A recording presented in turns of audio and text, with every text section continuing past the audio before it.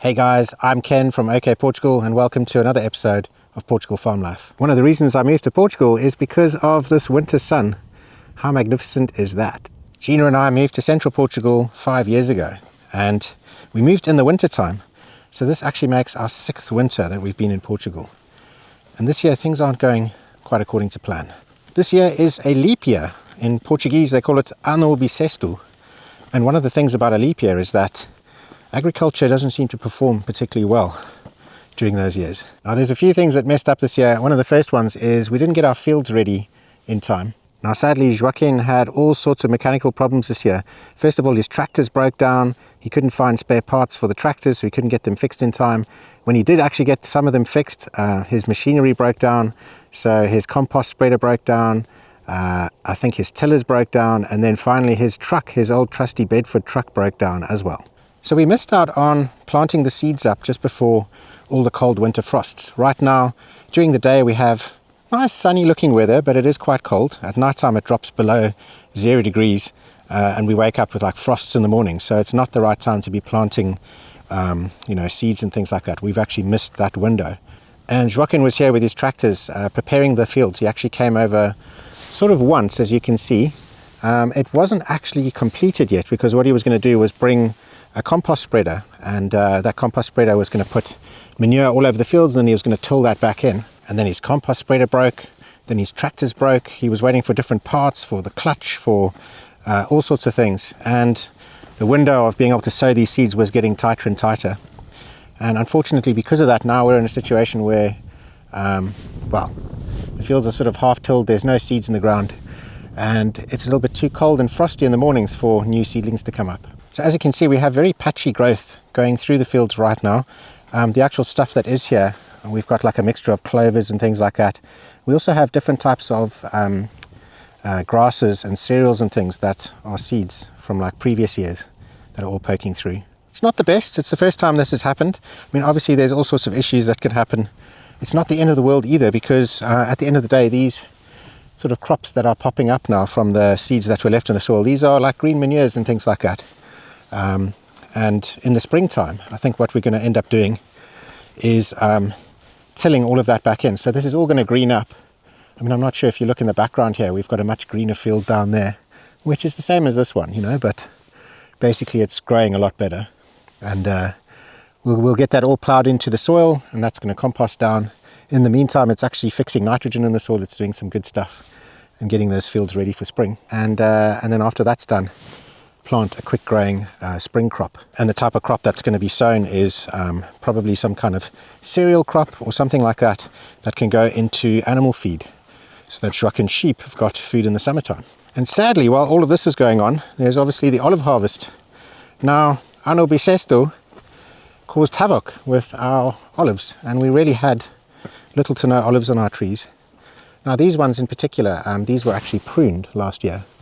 And always on like the pruned ones, you hardly have anything. But I mean, not even on the ground did we have any olives. So Joaquin did actually start an olive harvest on all of the other properties and stuff that he's looking after. So, they did actually begin. But the amount of olives that they got like this year was so poor that they didn't even bother sort of carrying on with it. And so this year we didn't even bother doing an olive harvest on our farm. But our trees are looking pretty good. I mean, I think for trees, you don't exactly want them to produce massive amounts every single year. It's quite nice for trees to have a little bit of a rest. That probably means that the next year they're going to come back a lot stronger. And our trees are still looking good and they're still looking healthy. We've actually got lots of very nice green grass over here growing between the olives. And I've been busy for the last couple of weeks basically cutting all of this grass back because it got to about knee height. Now you're probably wondering why we didn't just leave our sort of main fields so that you can grow this type of grass. Why till those fields when you can just get grass growing knee height like what Ken's having to cut? And I think that, the difference here is this is not specifically for feed, for sheep. Joaquin has a very specific type of things that he plants for sheep feed. This is just like weeds and grasses and things like that, and probably not particularly nutritious for his sheep. So if you want to grow very specific stuff, you have to till and you have to get those seeds in the soil. Whereas this over here is just like a very generic blend of things that naturally pop up I know it looks like grass right now, but this isn't actually grass. This is a bunch of wildflowers and seeds and things like that. So yeah, that's been keeping me pretty busy for the last couple of weeks. I've also been doing lots of property videos. I've been trying to get a lot more property videos that I can show publicly on the channel, but at the moment I've been doing lots of private work. So you know, people have been hiring me to have a look at properties when they can't visit in person, and usually those are private videos because they don't want me to put it online and then someone else buys it before they have an opportunity. So yeah, I'm looking to get more sort of public ones that I can offer and actually show you know, publicly on YouTube. But that has meant that both Gina and I have been super busy. You know, she's also got her work on the go. And so I haven't really been able to show you guys much of our Portugal farm life. But as you can see, look, everything's looking really pretty. This is the fence that we put up a few months ago. That's been working exceptionally well. It's been stopping our big Cherishing dog from running out and escaping. And he hasn't escaped once. And we're able to leave them outside. Obviously, you know, they're inside during all the cold weather and stuff, but yeah, we can relax now and know that they're not going to run away and cause havoc. And there they are, just down there. Eddie, hello my sausage. Edmundo. So for those of you who don't know, this is Edmundo, our Cherishing livestock guardian dog. The only livestock he has to guard are chickens, but he's actually a breed that's meant to be looking after sheep. And we do have some sheep up on a field over here, but they're Joaquin sheep, and our dog has no experience being with sheep. He'd probably run around and chase them around in a field, so he's not the best candidate to be looking after sheep. It's amazing. I can't believe it's been 5 years since we moved to Portugal. When I started all of this, when I started this whole channel, there was, you know, I had no idea about what any of this was going to be like. You know, when you look on YouTube, there were no videos going like, hey, this is what it's like to live on a farm in Portugal, or there weren't even any property videos. You know, all of the estate agents would put out these like 10-second long, really badly shot sort of mobile phone type videos with a little bit of text on the screen showing a price. And so we had no idea what we were in for. And well, yeah, in 5 years, things have come a long way. I mean, there are so many people that are, you know, moving, you know, to central Portugal. It's actually amazing almost every single day. Like you go into Castelo Branco or Fundão, and there's more and more and more people that are moving back into this area. Portuguese people, foreign people, and you know, a lot of it's been through like videos that we've put out, videos that other YouTube channels have put out since we've got here, that are starting to attract people and bring people back to these rural areas. So it's pretty amazing how much things have changed. And you know, things have also changed on our farm. You know, when we came here in the very beginning, a lot of our trees were obviously a lot smaller, and a lot of like the additions and things that we've added onto our farm, the way that our lives have changed since we first moved here, from it being this really basic farmhouse with like metal doors and metal windows with rainwater pouring in underneath. We couldn't even make a fire because the whole house would fill up with like smoke.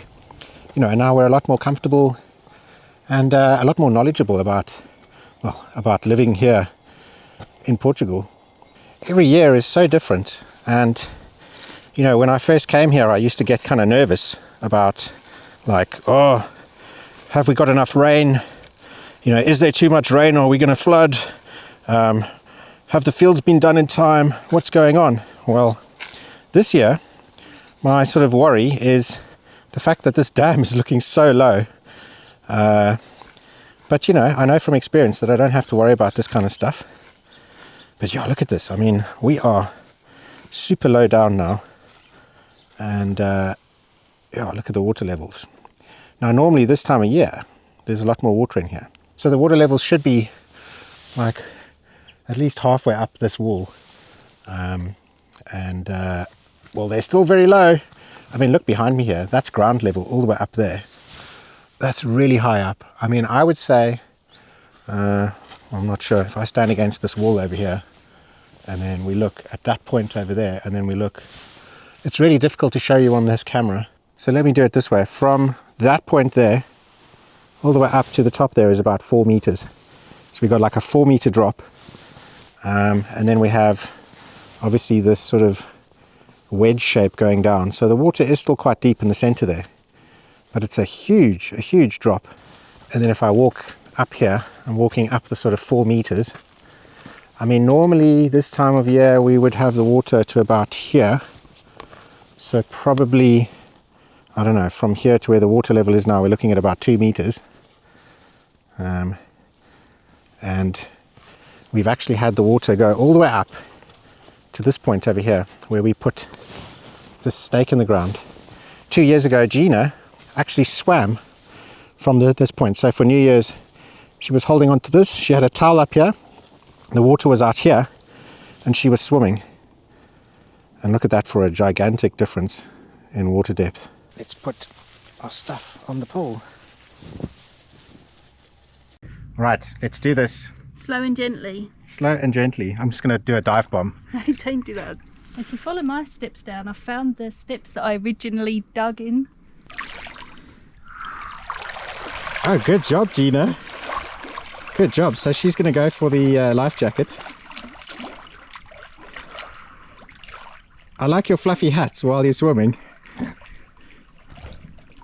Right, it's Kenny's turn to get in now. Whoo! Slow and gentle, keep going. I'm going to make some drama about this now because I really do not like the cold. I'm from South Africa, I'm from Cape Town. It's nice and warm there. Apart from the ocean. But at least when you hop into the ocean then it's like 35, 38 degrees. Right, let's do this. Whew. Oh my goodness. When it gets you in a certain area, you know all about it. Whoo, hoo, hoo. I really don't know how Gina does it. She just gets in and starts swimming around. Me, I'm like, I really don't like this. So once it hits my chest, that is, yeah, it stops me from being able to breathe properly. Oh my goodness. Now, if I'd only been here for a year or two, I'd be getting nervous and going like, oh no, what's happening? But I've kind of learnt in half a decade that we have these fluctuations and we've never run out of water before. We've always had enough. The reason why there isn't water happening right now is because that's the groundwater level, and obviously the groundwater level is quite low because we haven't had a particularly rainy December. And what's probably going to happen is we're going to have a really rainy springtime, or we're going to have a rainy January or February or something, but likely spring, and then all of that is going to come back up again. You know, it always balances itself out in the end, so I'm not too stressed. But yeah, let me give you a little look at what the farmhouse looks like now. We have this gazebo over here. We've taken the cover off. We've got little sun lounges, but we had a nice little outdoor area here in the summertime. Sadly, I didn't do that many farm life vlogs in the summer. I must definitely do more, you know. And yeah, so everything's looking all right. The house needs another paint. That's something that I've got to get sorted by spring, I think. And then the garden's looking quite nice. As I said, I was doing quite a lot of mowing. We've got like an actual lawn again. And everything's looking all right, apart from these vines. They need to be pruned. So we just had to wait for all of the new growth to stop. And we actually had a bunch of new leaves. Look at this. New leaves sprouting because we had so much sunshine that these vines actually thought that it was spring. So yeah, we were just waiting for those to basically, you know, for all of the sap to retract back into the vines before you cut them. Otherwise, I think you can introduce, you know, funguses and diseases and stuff into the vines. It's not good for them. Don't quote me on that. I think that's what happens. But anyway, that's a job that Gina does. So she does the pruning of the vines, and then my job is to basically keep all of this grass at bay over a couple of acres, going through these vineyards, going through the olive groves, and obviously going around the house. But yeah, it is amazing to see how that sort of December sunshine that we get every single year tricks the plants into thinking that it's spring. You can see how they've been frostbitten now. So that'll all die back, and soon it'll be time to give these a prune. One of the amazing things about being in Portugal is the fact that it's blue skies and sunny, usually all the way up to Christmas. And that's quite novel because I was in England for like 21 years. I think it was 21 years. 20 years or 21 years. Yeah, obviously Christmas is always just terrible weather. Never quite snowing. I think I only had one snowy Christmas in 21 years. And that was when I lived in London. But yeah, over here, it's usually blue skies. It's usually better than this. Well, we'll see. Christmas is only 2 weeks away. We can see here Shwaka and sheep are in the fields and they're having a great time. We had these dry, dusty fields over like the summertime, and now they've just got more grass than they could ever eat. So this is our veggie patch that we built, like, I don't even know, I think it was like in our first year. We actually chose this spot because, as you can see now, look where the sun is. In winter, when we moved in, the sun was in this direction, so we had this nice shady spot just out the back of the house here, and we thought, okay, let's make a veggie patch out here so that so that in the summertime we've got a little bit of shade. Well, unfortunately, in summer the sun decides to move, so the sun is actually more here, and there's little to no shade out the back here. So, we basically came here and we thought in our first year that we're going to make large changes and stuff, but sometimes it's best to just sort of sit back and spend a year or two to figure out the layout of the land before you make big decisions like that. I quite often see people who move here, and in their first year they decide to do like major changes on a house, or major changes, and they don't actually realize, like, certain areas of their farm are going to flood, or where the shade is going to be. And so I guess a little bit of advice would be to wait and see before doing stuff like that if you do move to Portugal and buy yourself a farm. So yeah, this area was all planted up with veggies. As you can see now, it looks like grass. It's not actually grass. Again, this is all just like a mixture of wildflowers and stuff, and I just kind of mow it so it looks like that. But in the first year we grew tons of veggies along here. This entire thing was just full of veggies. It was too many veggies than you could ever eat, and it was kind of a waste because they all came ready at the same time. I just love these sunflowers. Hey, look at those. Look over there, that's one of our honeybees. There's actually a lot of bees all over these wildflowers, look. Or sunflowers. All these little squashes that we have going on. And we're looking quite healthy.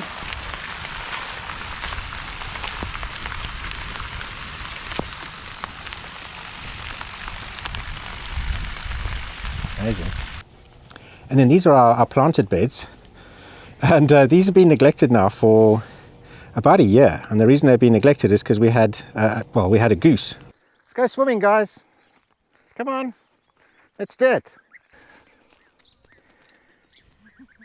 Right, so it's time to take Goosey Goose for a swim. He's going to show you his acrobatics. Oh, here we go. Do some backflips, dude. Oh! And I'm not sure if you guys remember Goosey Goose. Anyway, Goosey Goose has been rehomed, and he's gone to an amazing place. Actually, I must contact the owners and find out how Goosey Goose is doing. But yeah, basically Goosey Goose was eating all of our vegetables.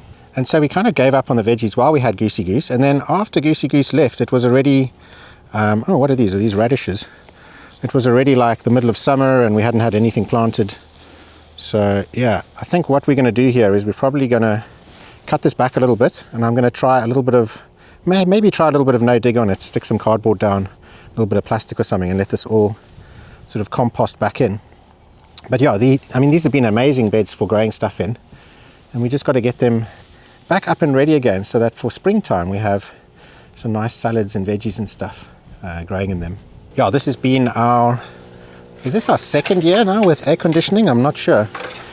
In all of the other years, we had to try and heat our house with a fireplace, and that was like really difficult because our fireplace was like really simple. We just had like this little chimney, which you can see probably up in the background here, and a tiny little fire, and that was just heating up one section of our house very badly because most of the heat would go up the chimney, and then the rest of the house was absolutely freezing cold. And this year we've got aircon through the house, so this is one of the units here, and you can hear it's not particularly loud. At the moment it's pumping out heat for us, and honestly it was one of the best purchases that we made since we moved into the farm, because we're able to keep our house like 20-21 degrees inside even on like the coldest days. It is so nice. Oh, look at that. Even with winter, when everything's not looking the greatest, it's still very pretty out here. Yeah, so we've got about 10 chickens still, and we'll get to you. Actually, let's get to Boykie first. So this is our Maine Coon boy cat, and I call him Boykie. His real name is actually Meko, but he's not very happy because his sister died. She died, I don't even know how long ago it was. She's been gone for a while now, and yeah, he was absolutely distraught. He is absolutely distraught, and we don't really know what to do to console him. I think he's about 14 years old now, and he's a Maine Coon, so he's quite a big cat. And yeah, he's got this thing now where he's just meowing non-stop. And when I look online about it, it turns out that cats tend to do that when they get older, if they get dementia. So we think that he might be getting dementia. He was very attached to his sister, and she, we had to put her down. She was very ill, and I had no idea that it was going to affect him so badly, but it really did. And our dogs, unfortunately, haven't really taken him in. He was very good friends with Dog, our sort of golden retriever German Shepherd mix, and unfortunately Dog died. So him and Dog used to snuggle together, and you know, now that it's winter and it's cold, obviously Boykie wants to snuggle, and unfortunately our two new dogs want nothing to do with him. They actually growl at him and snap at him if he jumps on the sofa, and so he's all alone. He's lost all of his friends. He's old, he's cold, and so yeah, we're having to give him lots of special attention, and I don't know really what we're going to do for him. He seems quite content now, but every once in a while he gets into a huge panic and just starts meowing the whole house down, and there's nothing you can do to console him, and then he's kind of okay again. So I think he's losing it, unfortunately. We were thinking of getting a kitten maybe, and then we kind of decided against it because, you know, a kitten might take all of the love away from him, or make him feel like he's losing even more. A kitten might also not be particularly friendly to him, especially if he's got like dementia or something. So yeah, we've decided against getting another kitten, and well, we've got enough animals already. And then yeah, we have the chickens. So I think all of these chickens, apart from the little brown one over there, the little white one, and Ruby the rooster just over there, all of them are from eggs. So Ruby rooster basically sired all of them. We get these really nice black ones with a sort of brown sort of ring around their necks. This is still a young one over here. And then right next to that is a very impressive rooster. This is this is Ruby Rooster's son. And look how impressive he is. I mean, he's a little bit hunched up now, but he is a magnificent Brahma rooster. A Brahma rooster mix. And then we have the little brown job, the LBJ. These are amazing egg layers. They lay almost every single day of the year. Again, we have another one of these black ones. This is another one of Rui's daughters. And then we have Rui Rooster himself. So at the moment, the two roosters are managing to live in this flock kind of peacefully. Not too many problems, but soon it's going to become an issue. So yeah, we're going to have to find a place to rehome them, I think, or to rehome one of them at least. But we'll sort that out. One of my pet peeves of the chickens is they poo everywhere, which is great for the garden, but it's not so great for the fact that they sit all along our patio area here and crap everywhere, and we're just constantly having to spray it off with a hosepipe. It's a little, it's a waste of water, and it's a waste of time and all of that stuff. So I've decided that what we're going to do is we're going to build them a bit of a run. This is the chicken house just on the side here, through this door, and what we're going to do is we're going to build them a run that comes out from here, extends just past this lovely orange tree over here, and goes back kind of to about there, so it gives them a nice space. And then the idea is that they obviously stay, I like having these free-ranging birds. It's really nice, it's healthy for them, but they're still going to have a nice spot, so they're going to have a nice big area to run around in, a lot more than what most people give chickens. And then obviously we're going to be able to keep down all of the chicken poo and all of the damage that they cause. I mean, check this out. So they dig these holes all over the place so they can have dust baths. Especially over here, this is like their favorite place to dig. And yeah, and they just cause tons of damage all over the garden. We've had to fence in. Anywhere that you want to grow flowers, you have to fence in. And at the moment what's happening is these chickens, this one and this one over here, hop over the fence, and then they scratch around in here and they completely mess up your garden. So we aren't able to have like flowers anymore or anything like that. So yeah, I think it's a good idea for us to fence them off. And I just need to get some posts. I think I worked out that I need about 25 posts I need around 25 meters of fencing, around 25 posts, so I can make sort of 8 shapes to go in the corners for strength. And yeah, and then I'm going to leave the top nice and rough so that they don't jump on it and sit on it. But that's not a job for today. It's actually really cold, and yeah, the sun's gone in now, and yeah.